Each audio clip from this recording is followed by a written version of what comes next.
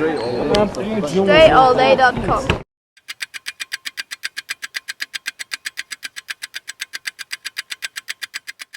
Alright, so here we go, full game.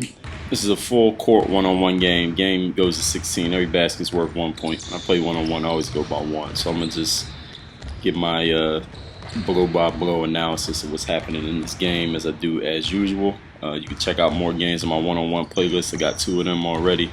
And my one-on-one breakdowns, you'll see me break down all my scoring moves.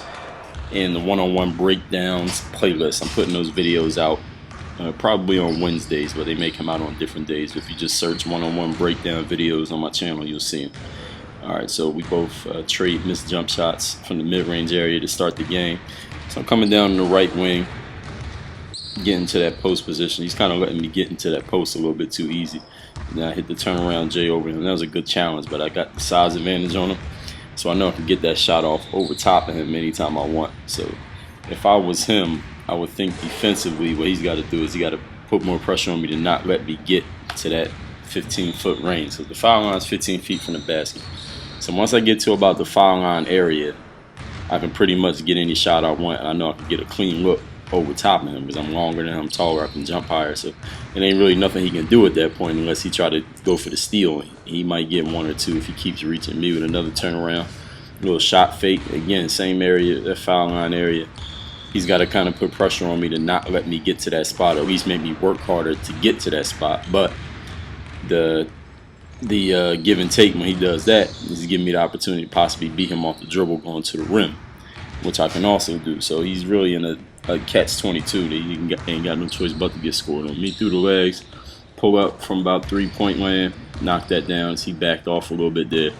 So really, I would say overall, when you're playing against somebody who's a good offensive player, you got to disrupt their rhythm. Like whatever things they like to do or are good at, you got to find a way to challenge them as he pulls up and hits a nice shot on me, on a good challenge. You got to find a way to get them out of whatever rhythm they're in that lets them get their points. So if they're a good shooter, you got to get up on them so they can't just walk into their shots. If they're a good post player, you got to keep them from getting to their spots in the post. Me with the turnaround over the left shoulder, again over top of him. He's getting a good challenge, but he's just letting me walk into that 15-foot area. He's not starting to play defense till I'm 15 feet from the hoop. That's the mistake he keeps making. By the time he starts playing D, I'm already in my scoring range. So you got to keep guys from getting to their favorite spots. Now, the more skills that a player has, me with a little stutter, pull up 3, a miss, the more skills a player has, that's the more different things you got to do to disrupt them, which is why defense is hard work. Defense is hard because you got to try to stop the offensive player from doing everything that they're good at. And the more things they're good at, that's the more things you got to be prepared for, and the more work that you have to do, which is why it's much easier to play offense than it is to play defense. Because defense takes a lot of effort. So here, getting back to that post again, you see I'm at 15 feet. Now he's starting to resist me, and I'm about 12 feet. And turnaround J, I just missed a good look right there. He didn't even challenge that. So I think the score is about, let me see, I hit a couple turnarounds and a pull up. I believe the score is 4-1. We're going to 16. Every basket's worth 1 point. I don't play 2-pointers in one-on-one, especially in a full court game. I mean, when I'm playing somebody one-on-one, my philosophy is you got to earn your points. That's why even when he missed that layup down there, I didn't take it and try to get like a fast break layup. Like, what's the purpose of getting a fast break in a game of one-on-one? Like, the purpose of playing one-on-one is I want to score on you. Like, I don't want to get no fast break. I want to score. And when I play pickup, sometimes there's some guys. I remember I played pickup with some NBA guys, and they was like, we don't do fast breaks. Like, you get a steal or block somebody's shot, like everybody got to be across half court before you shoot, or the basket don't count, or we'll just replay the basket. Because it's like, not that the basket was cheap, because you did play defense to get it, but the whole purpose of us playing pickup is so people can work on your game. Like, you want to score on people, you want to score against the defense, not just get cheap breakaway points. So me with the pull up here off the left, another open look. Score is 5-1. So when I play somebody one-on-one, I want them to play D. I want to get into a position where they start to actually play defense, so I'm scoring on them. Because if I'm just getting breakaway points, like, I could just tell him to get off the court, and I could just go full court and make layups by myself. What do I need another person on the court for to do that? Well, I can do that all day. I don't know if he made that or was an air ball, but we'll say the score is 5-2. Alright, so here I am coming down. Usually when we play these games, we do best 2 out of 3. So whoever gets 2 wins first. So this is game 1 of the series. Me with the pull up, again, he's giving me an open look. I missed that one. So anytime I'm playing against someone anywhere, whether it be 1-on-1 or 5-on-5, official game with referees and all that, or any type of game, if I got an open look, as in I take a shot and the person guarding me doesn't put a hand up, hand in my face, or challenge the shot, I should be making that shot. Whether it's a three-pointer, a layup, a turnaround jumper, any look where the defender is not actually challenging, I should make that shot. And there's another turnaround over the left shoulder, score 6-2. So if I'm making shots, I definitely should make the wide open shots. If I'm making shots when somebody's challenging, I should definitely be making them when they're leaving me wide open. The funny thing is, it can work psychologically against players sometimes. Like, you ever play 1-on-1 and somebody's wide open and you just let them shoot it, you don't challenge it, and then they miss it, because it's kind of like they had too much time to shoot, too much time to think about it, too much time to look at a wide open shot, then they end up missing. But then when you play D, they make it. So it's funny like that. But I don't think I have that problem. If I ever did, then I'm going to keep practicing until I don't. So me with another turnaround from the elbow. I mean, it's basically the same song in this game. I keep getting to that spot. He's not really challenging. I know from watching this game, it looks like it'd be easy to say, all right, you just need to do this and that, but it's really not.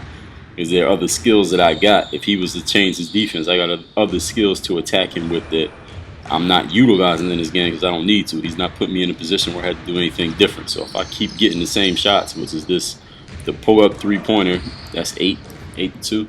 Only 2 shots I've taken so far in this game is either a pull-up three-pointer, which he's not challenging, or a turnaround jump shot from 15 feet, which he's challenging, but it's too easy of a shot for me because I'm bigger than him and I'm 15 feet from the basket. Those are only 2 shots I've had to take all game. So he has to play D to force me to do something different. And until he does, I'm just going to keep doing the same 2 things and keep scoring. That was a pretty good challenge. That's just a tough shot. Once you let a player, that was actually a good challenge. I shot that from about 17 feet, and he was right there. But he let me get into a rhythm by making all these open shots before he started playing defense. And those of you, if you're watching this video, you probably play a lot of basketball. You know, if you let a player get into rhythm, even a player who's not good, if you let them get into rhythm and they see a few shots go in, then they're gonna start making shots that they otherwise wouldn't be making. I don't think I'm a player who is good, but at the same time, it applies to any player. You let a player get rhythm, they're gonna start hitting all types of shots. So me with the pull up here, again, he reached there. He reached in kind of on the low area. I think that might actually work for him since I'm bigger than him. He's really got to get his challenge in while I'm still low down to the ground. Like when I'm low, he can get it before that ball gets up to my shoulders. Once I get the ball to my shoulders, there's not really much he can do. Once I elevate, I'm taller than him. I got longer arms, so I can play over the top of him. So he needs to play me down low and disrupt me before I get to an area in which he cannot, have an effect on what I'm doing offensively. So he's got the ball out of bounds here. Scores 8-2. I think we debated this call for a minute as to who the ball went out of bounds on. But anyway, as I was saying, like when I play 1-on-1, I don't play 2-pointers. Every basket's worth 1 point.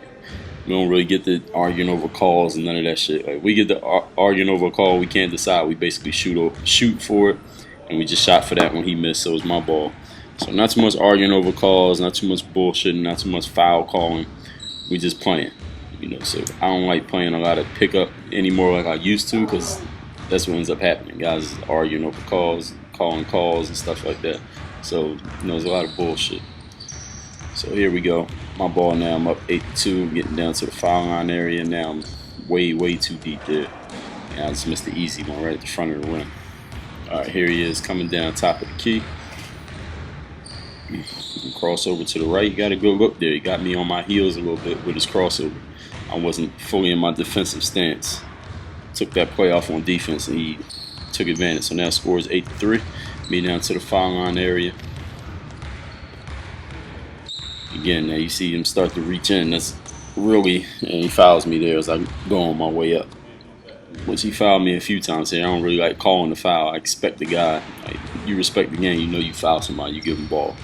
Which is why I expect when you play ball, if you're going to foul, don't act like you play good D when you just fouled me. Again, that was a good challenge. Another tough shot. Scores now 9-3. Problem is he waited too long to start playing defense. So now he's down 9-3, and he's not going to come back from this. But defensively, I think what he's doing, like I said, he got to kind of get me low. Offensively, his only hope is that he just starts making jump shots. I'm challenging his shots. He just got to make shots over top of me. He's going to have to make a whole bunch of them while at the same time I'm missing, which is a tough gamble for him. Me with another wide open pull up. 10-4 is the score now. Again, he ain't really playing no defense. So he ain't got no chance to win this game. Even if he did play defense, I'm probably going to score the majority of the times, but he has no chance at all if he's not going to play D. These are all open shots. Like, I do this when he's not in the gym. So with him in the court just letting me shoot, there's no way he's going to win. So the score is now 10-3. Me bringing it up right wing. You see how he brings his defense a little bit further out now? He's out at the three-point line now. But see, he still lets me get to the foul line before he actually offers resistance. Me with the fake, that's good defense. I missed that one. Or maybe we got a foul. Yeah, he gave me a foul there. So my ball now score is still 10-3.